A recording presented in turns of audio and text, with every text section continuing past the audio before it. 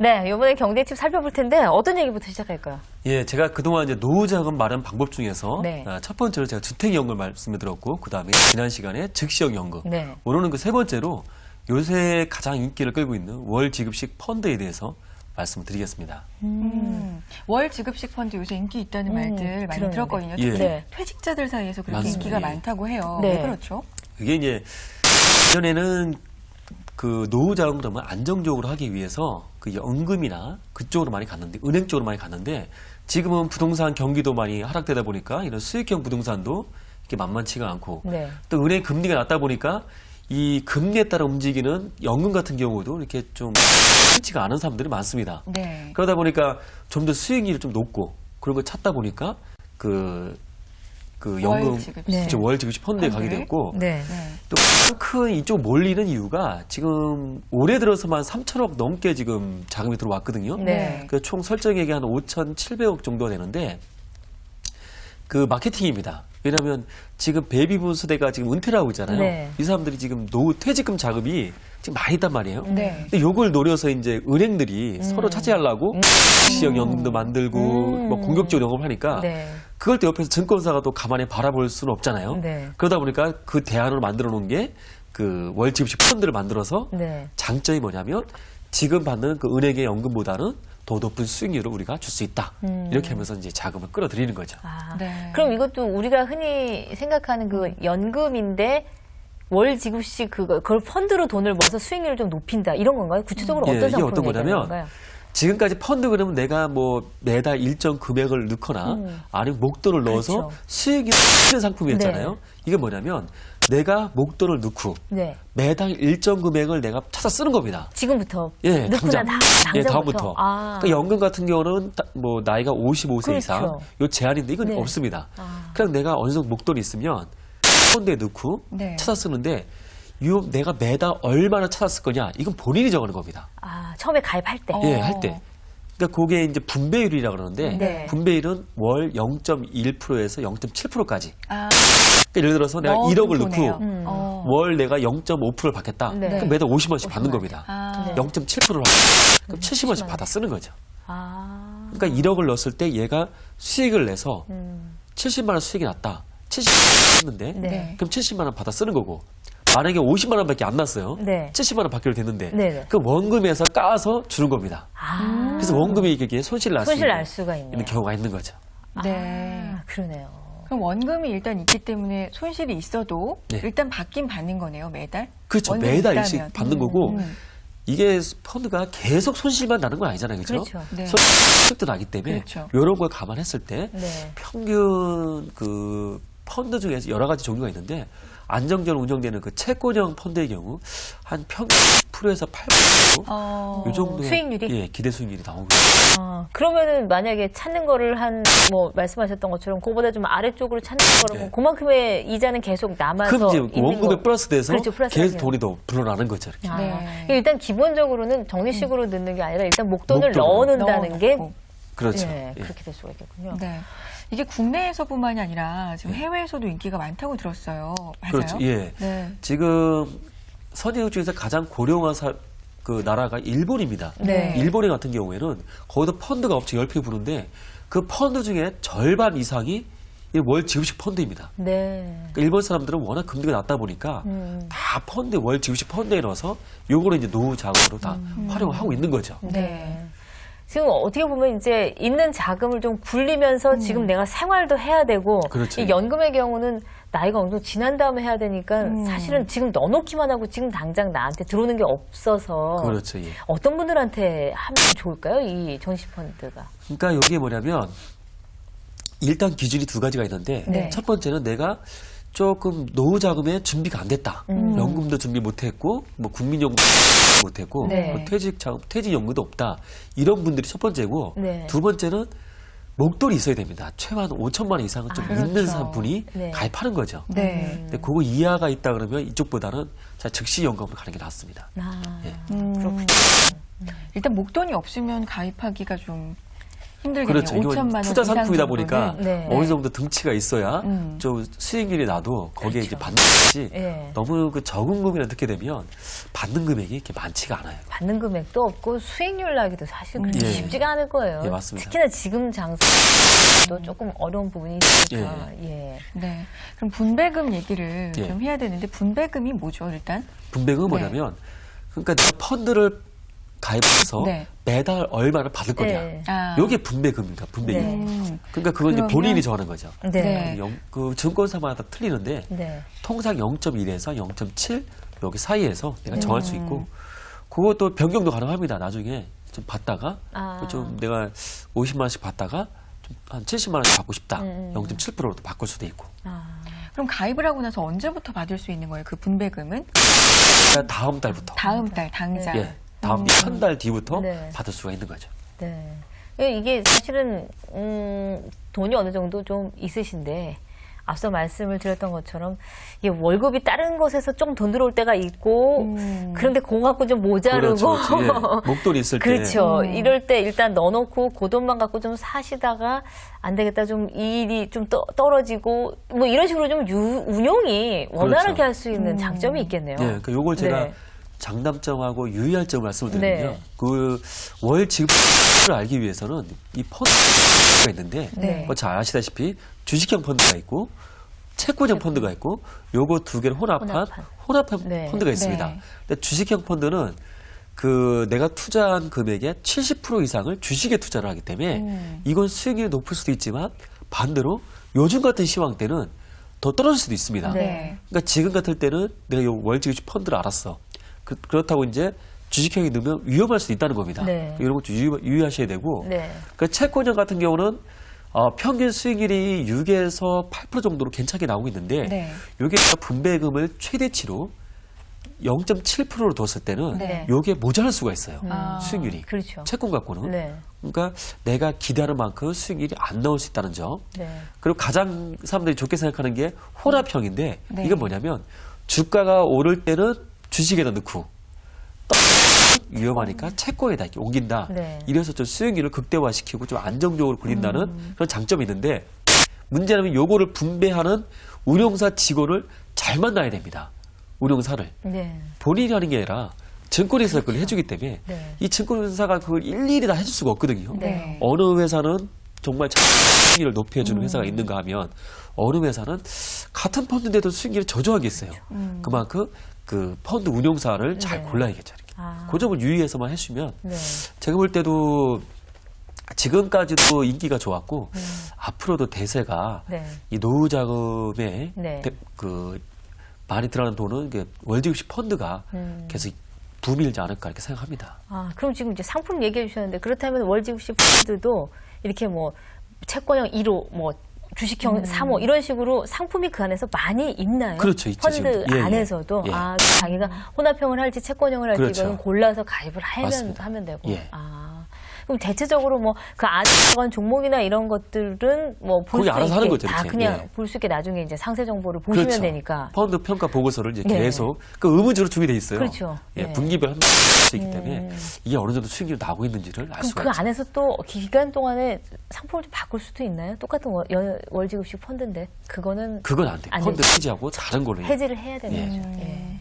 지금 가입자가 많이 늘고 있어요. 이 월지급식 펀드는. 그렇죠. 지금 올해만 지금 3천억 넘게 네. 돈이 들어와 있고 왜냐면 작년만 해도 한 2천억도 안 됐거든요. 네. 그동안 총 그게. 근데 올해가 벌써 그동안 왔던 거 이상을 하고 있고 네. 지금도 지금 연금 상품 중에서는 주택연금 다음으로 가장 많이 들어오지 않나 네. 이렇게 보고 있습니다. 그 예전에는 사실 그 정말 한 몇 년 전만 해도 시장이 크게 흔들리거나 위기라고 하면 주식시장에서 다 빠져나가고 자금 다 빠져나가고 이랬던 것 같은데 이제 내성도 생기고 자신감들이 좀 있으신가요? 이때가 기회다 생각을 맞습니다. 하시는지 오히려 주식 크게 떨어지는 날 뭐 증권사 쪽으로는 추가 납입을 하잖아요. 그렇죠. 예. 특히나 추가 납입이 많은 거 보면 이제는 좀 미래를 보고 사시는 분들이 그만큼 많아지고 있다는 생각이 들어요. 그러니까 이렇게 학습 효과라 그래서 그렇죠. IMF 때 주식 떨어질 때 주식 산 사람이 돈 벌었고 샀으면 됐는데. 그렇죠. 예. 뭐 카드 대란 때 아니면 금융 위기 때 그렇죠. 그때 주식 산 사람들 다 돈을 벌다 보니까 네. 지금도 떨어지면 이때가 기회다. 네. 사람들이 이제 아는 거예요. 예. 그러니까 이 주식이 더 떨어질 것도 오히려 돈이 더 들어오니까 막아주는 거죠, 개인들이. 그렇죠. 예. 어때요? 이런 쪽으로 좀 많이 펀드나 이런 거는 지금 하고 계세요, 뭐? 저는 뭐 전혀 하고 있지는 않아요. 사실. 안 된다니까요. 지금 사도 없지, 펀드도 차를 없지. 사려고요. 이제 그런 안 거 돼요. 같아요. 펀드 먼저 사셔야 돼요. 이 상담해 주셔야 될 것 같은데요. 알겠습니다. 지금 계속 질문 드릴수록 갈수록 네. 태산이에요. 자, 그만 드려야 될 것 같아요. 아니, 그래도 많이 할 수 있는 기회는. 자, 딴 건 뭐는 있을 거예요, 분명히. 아, 저요? 집을 사놓으셨군요. 아, 예. 그건 아, 그러네요. 그런 결국 뜻이네요. 이게 있네요. 네. 예. 집이라기보다는 뭐 수익형 작은 거. 한 가지는 있었습니다. 네, 저희 네. 몇 주에 걸쳐서 지금 계속 네. 노후 대책에 대해서 그렇죠. 말씀드리고 있는데 참 갈수록 흥미고 저도 관심이 더 가는 것 같아요. 아, 뭘 그렇죠. 가입해야 될지 네. 이렇게 생각하게 되고요. 오늘은 월 지급 펀드에 대해서 알아봤습니다.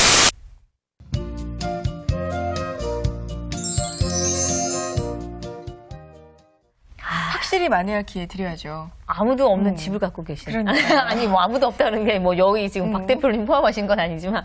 예. 네, 오늘 어떤 내용 준비하셨죠? 예, 오늘 배추 얘기 한번 해볼게요. 작년 네. 이맘때를 이제 기억하시는 분들이 주부님들 중에 꽤 있을 거예요. 그럼요. 작년 이맘때 이제 배추 대란이 왔거든요. 왔었죠. 올해는 네. 어떻게 되는지 네. 한 달 후면 긴장 담가야 해야 되는 되는데 거죠. 네. 배추값 한번 알아봤습니다. 아, 저기 직접 다녀오신 거죠, 밭에도? 직접 가지는 못했고요. 네. 아니, 아니, 그냥, 네, 이러시면 되겠지. 요즘 배추 가격은 얼마 정도 하나요? 지금 그 농수산물 유통공사가 이제 집계한 거에 따르면 네. 한 포기당 소매 가격이 2,500원대 정도라고 2,500원. 해요. 네. 이제 아마 시장에서 사시면 한 3,500원 정도 할 거예요. 이게 약간 차이가 있습니다. 그렇죠. 예, 유통 제가 단계도 있고. 바로 엊그저께 예. 이렇게 새 포기가 묶어져 있는 거를 네. 싸게 판다고 해서 6,500원에 샀거든요. 그러니까는 싸게 좀 사셨구나. 싸게 네. 산 거죠. 그래갖고 이렇게 와 있길래 사는데 사실 배추가 그렇게 썩 좋은 건 아니었어요. 소금 꽉 차긴 했지만 썩 좋은 건 아니더라고요. 예. 예, 이 가격이 이제 작년 이맘때에 비하면 이게 사실 25%에 불과한 거예요. 그렇죠. 10,000원이었거든요. 만 원이었어요. 네. 만 원이었죠. 예. 예. 뭐 평년 수준보다도 약간 낮다고 해요. 네. 그래서 이제 뭐 소비자들에게는 좋죠, 사실은. 그렇죠. 좋은 얘기죠. 떨어진 이유가 있을까요, 이렇게? 예, 일단 떨어진 이유가 뭐 확실히 있는데 뭐 수확량이 일단 상당히 좋다고 합니다. 네. 그리고 이제 재배 면적도 꽤나 많았고 네. 뭐 기후도 상당히 뭐 이상적이었다고 합니다. 그래서 네. 생산량이 많아지니까 아무래도 가격이 떨어졌다고 합니다. 근데 올해만 해도 사실은 초부터 배추값 오르락내락 했어요. 들락날락 했어요. 그래서 잡겠다, 아니다 이런 얘기 계속 있었어요. 배추 가격은 계속 오르락내락했어요. 아주 네. 뭐 드라마틱하게 됐는데, 네. 그러니까 그 지난해 그 파동 네. 일어난 후에 6개월 만에 올해 4월 이제 봄에 네. 배추 가격이 1,000원까지 떨어졌어요. 10분의 1로. 와. 그러다가 뭐 농민들이 이제 배추를 갈아엎고 이제 역 배추 대란이 이제 이뤄졌는데 다시 4개월 만에 이제 지난달에 8월 한 5,000원까지 4,000 얼마 해서 네. 5,000원 수준까지 올라갔고 한 달 만에 다시 반값이 된 겁니다. 지금. 네. 그럼 중요한 건 일단은 김장철에 좀 저렴하게 구입할 수 있어야 될 텐데 그때 올라가는 건 아닐까 이런 걱정되거든요. 지금 다소 낮아질 것이라고 해요. 이번에 좀 수확량이 상당히 네. 많았기 때문에 네. 이 배추값을 좌우하는 게 한 세 가지 정도를 꼽는데 네.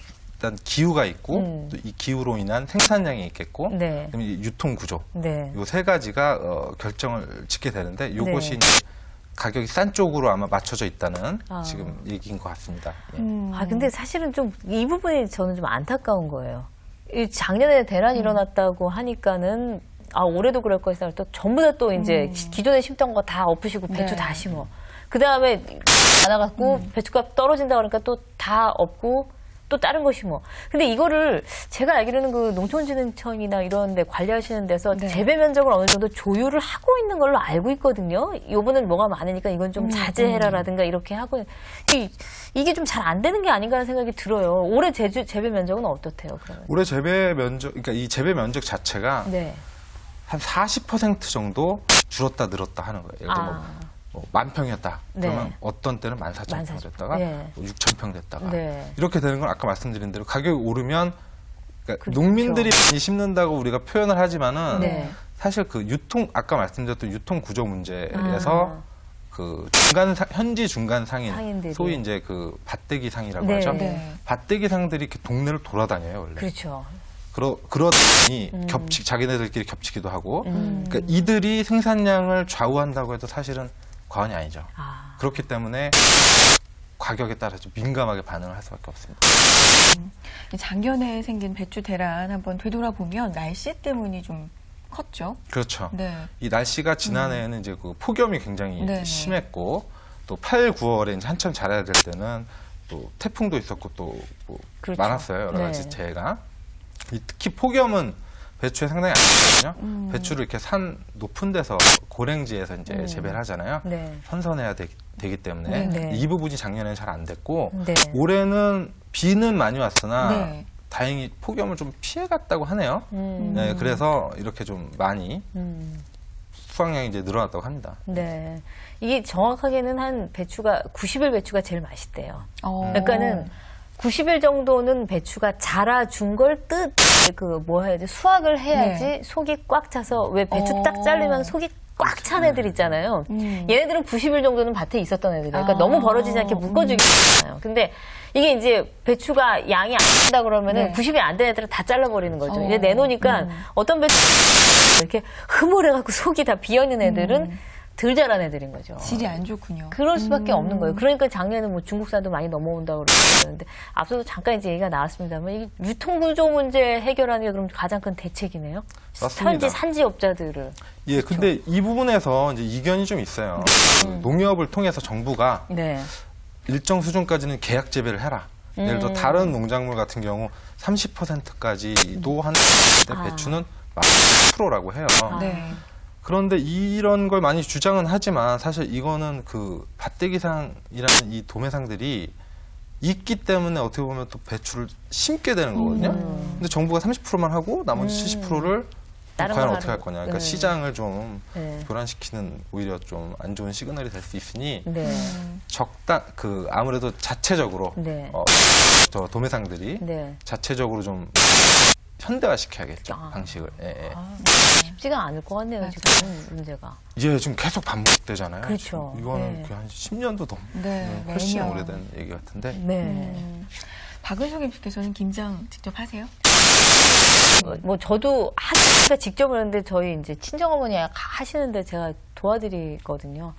정말 한 5, 60포기를 하면 허리가 휘어요. 정말로. 그럴 것 그러니까 같아요. 막 저희 어머니는 막 1년 중에 가장 큰 일이 김장하는 일이에요. 집에서 하세요? 김치를 합니다. 저희는 그 식구끼리 모여서 정말 200포기를 10포기요? 네, 그런 집들이 있어요. 한 이틀 넘게 끼면 절이는 게 제일 힘들고 어. 빨아갖고 절이는 게 예. 제일 절이는 건 뒤집어 줘야 되고 하고 그러니까 아, 절이는 건 정말 그러니까는 절인 배추를 왜 파는지 알겠다 싶을 맞아요, 정도로 맞아요. 절이는 게 제일 제일 힘들어요. 일어나서 그거 맨 밑에 깔려있는 배추 위로 뒤집어야 올리려고 되고. 그러면 정말 그만하셔야 돼요. 그만해야 돼요. 아 이게 막 분노의 김장단. 네, 그래도 네. 김장 할 때 네. 배추값이 좀 싸다 그러면 힘든 게 약간 좀 덜하게 뭐 느껴질 비용이라도 수도 좀 덜 네, 들어가요. 있을 네. 것 같습니다. 오늘 여러 가지 경제 상식들 박종기 대표 그리고 한정현 기자 함께했습니다. 고맙습니다. 그 미리 말씀드려갖고 오늘부터 긴장하시는 분은 없을지 모르겠는데 사실 이제 배추만 문제가 아니라 그에 들어가는 뭐 갓, 많죠. 무, 마늘, 고추. 지금 고추값도 상당히 올라갔고 지금 파시는 분들이 입 딱 다물고 계신다는 얘기도 들었어요. 더 오를 때까지 안 팔겠다. 우리는 고추 없습니다. 이런 얘기도 네. 지금 있다 그래서 사실 이제 연말에 좀 경제도 조금 뒤숭숭한데 걱정 좀 되긴 합니다. 네. 사실 물가가 네. 잡혀야 서민들이 살기 가장 좋은 것 같아요. 뭐 그렇죠. 네. 예. 주말의 도전 오늘 저희가 준비한 순서 여기까지고요. 저희 다음 시간에 찾아올게요. 여러분 고맙습니다.